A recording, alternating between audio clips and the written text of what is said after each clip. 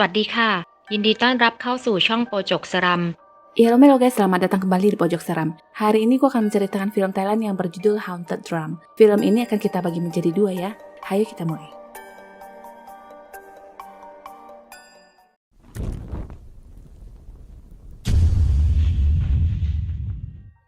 Sekolah musik milik Guru Duong yang terkenal dengan gendang Permang, yang juga katanya berisikan arwah untuk melindungi sekolahan dari mara bahaya. Disinilah seorang pemuda bernama Ping akan bersekolah. Baru masuk saja dia seakan disambut dua sosok penari tradisional yang mematung di dekat pintu. Anehnya, sosok tersebut menghilang saat Ping menoleh, tapi muncul lagi setelah dia memalingkan wajah. Ping lalu menemui Guru Duong dan memberikan selembar surat kepadanya. Isi surat itu menuliskan bahwa Ping dititipkan di sana dan dia adalah seorang putra pemain musik istana kerajaan yang sangat berbakat. Setelah membaca surat itu, guru pun melakukan sumpah keanggotaan bahwa tidak ada yang boleh berkhianat maupun menodai dan menghancurkan kelompok musik ini. Siapapun yang melanggar sumpah akan mati dalam 3 hari dan jasadnya pun tak akan dikubur. Angin bertiup kencang dan singkat cerita, Ping pun menjadi bagian dari anggota. Seorang perempuan lalu menghibur acara itu dengan menari di depan mereka dan di sini Ping melihat sesosok gadis penari hantu yang ikut menari dan sempat menjatuhkan sekuntum bunga. Malamnya, seorang pemuda bernama Chang berniat buruk dengan mencuri sesuatu dan uangnya dipakai berjudi. Di tempat lain, Ping pun menanyakan siapakah nama gadis yang menari tadi siang. Penari itu bernama Shen dan Ping langsung guna mendengar dia sudah mempunyai suami, padahal yang dimaksud itu sudah pasti penari hantu yang satunya lagi. Besoknya sekolahan itu mendapatkan sumbangan bahan pokok dari seorang pejabat bernama Muen dan sebenarnya dia mempunyai niat lain yaitu ingin menguasai Permang. Malamnya, di kampung diadakan acara dan Changla yang bertugas memainkan musik Permang. Terlihat ada sesuatu yang hitam muncul lalu menghilang saat gendang itu dimainkan. Nenek-nenek yang menonton di sana juga terlihat aneh di mana dia tersenyum dengan darah di wajahnya. Ternyata memang benar ada hantu di gendang itu yang langsung menarik kepala Chang dan membentur-benturkannya sampai tewas. Besoknya, Chang dikremasi dan teman-temannya mengira entah hal buruk apa yang sudah dilakukan sehingga membuatnya mati mengenaskan. Malamnya, Ping melihat sebuah rumah kecil yang letaknya di belakang sekolah. Kan mengingatkan agar dia tidak masuk ke sana dan mengajaknya pergi. Walaupun sudah diingatkan yang namanya bebel tetap aja dia masuk. Rumah yang tidak berpenghuni yang tampak sudah lama ditinggalkan tapi terdapat gendang yang ditutup kain. Sesosok gadis muncul dan mengatakan ini adalah tempat yang terlarang dan langsung mengusirnya. Di sini ada gambaran tentang ayah Ping sebelum meninggal yang mengatakan bantulah dia keluar dari penderitaannya. Sebuah tangan lalu mengembalikan permata yang dicuri Chang yang ternyata itu semua hanyalah mimpi dari Ping. Sekarang guru harus mengatur siapa yang akan menggantikan posisi Chang dan Pai pun disuruh untuk mencoba memainkan Permang. Permainan itu terdengar sangat jelek karena terbawa sifat Pai yang kurang baik. Siangnya, Ping lagi-lagi ke rumah terbengkalai itu dan memainkan Permang di sana. Gadis semalam muncul lagi dan memarahinya. Ping meminta izin agar dia bisa berlatih di sana dan akan merahasiakan hal ini. Gadis itu pun akhirnya mengizinkan dengan syarat Ping juga harus membersihkan alat musik itu setiap harinya. Setelah itu mereka pun berbincang dan disinilah Ping baru mengetahui nama gadis itu yang bernama Tip.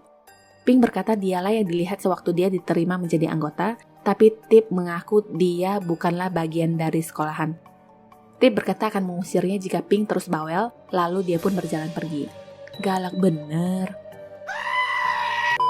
Singkat cerita, Ping pun terus berlatih dan memainkan Permang yang ternyata tidak segampang yang dipikirkan. Karena itulah, tim mengajaknya ke sungai di mana di sana juga terdapat satu unit Permang dan mengajarinya. Tak berapa lama, Tip pamit yang katanya ada urusan dan menyuruh Ping untuk terus berlatih. Di tempat lain, Xian yang sedang berbelanja dengan menilep uang gurunya itu diminta untuk menghadap pejabat Muen. Mereka berdua ini ceritanya mau disogok untuk bekerja sama, tapi Pai masih meragukan hal tersebut. Terdengar lantunan lagu yang berjudul Burung Gagak Mati di Peti dan mereka pun segera pamit. Malamnya ada gangguan gaib terhadap Muen dan dia pun tampak menusukkan pisaunya yang entah mengenai apa atau siapa. Sepertinya dia sendiri tahu apa yang terjadi dan memerintahkan agar Permang harus segera dimiliki. Cerita lanjut ke rumah angker. Seperti biasa, Ping masih berlatih memainkan Permang dan tak lama setelah itu Tip pulang dengan kondisi perut yang terluka. Ping lalu berencana membawanya ke dokter, tapi di tengah jalan dia melihat penampakan hantu di hutan yang berkata tolong. Hantu itu tidak hanya satu tapi banyak dan semua itu ternyata hanyalah mimpi.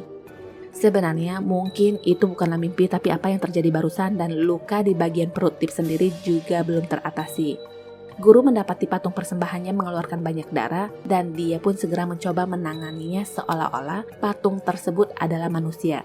Di tempat Pai, Shine selaku istri mulai mempengaruhinya untuk bekerja kepada Pak Pejabat karena dinilai lebih terjamin. Besoknya Shine sudah tidak bersemangat menari dan dia pun dimarahi guru. Karena itulah Shine menjadi semakin bertekad untuk meninggalkan sekolah musik. Sewaktu dia mengemas barang-barangnya, tak sengaja dia melihat wajahnya di cermin yang sudah sedikit benyek dan setelah itu entah kenapa dia berdiri bengong di dekat jendela kamar. Ada sesuatu yang menariknya dan sekarang dia sudah berjalan memasuki hutan dan melepas semua yang dipakainya. Ada pula suara perempuan yang berkata kau tidak diperbolehkan membawa apapun. Setelah lama berjalan dia akhirnya sadar. Tiba-tiba, sebuah tangan memegangnya dan menggerakkan tangan dan kakinya. Singkat cerita, dia pun tewas mengenaskan. Besoknya, Pink memperlihatkan kebolehannya bermain permang di depan Tip dan cinta pun bersemi di antara mereka. Siangnya, sekolahan didatangi prajurit yang mengabarkan bahwa mereka akan mengurangi jatah makan dan uang bulanan karena dianggap sudah memalukan karena sekolahan itu bahkan tidak bisa menghasilkan pemain berkualitas. Pejabat Muen melancarkan aksi dengan menawarkan kerjasama penggabungan grup musiknya, tapi ditolak mentah-mentah oleh guru. Karena itulah Muen semakin tidak senang. Sebelum pergi, Pai masih menanyakan istrinya Shine kepada Muen dan dijawab dengan sewot. Ya kali gue jagain bini lo, PA. Dengan pengumuman yang dibacakan soal pengurangan bahan pangan tadi, satu anggota yang bernama Mi pun mulai gundah. Dia bertekad untuk berkhianat dan meninggalkan sekolah karena tidak tahan lagi hidup serba kekurangan. Karena itu jugalah mereka tabok-tabokan antar sesama anggota. Setelah itu guru pun dipanggil ke istana dan sudah diputuskan bahwa akan diadakan lomba musik. Yang kalah harus terima dan harus melebur. Bersambung lanjut ke part 2, link ada di atas. Sampai jumpa.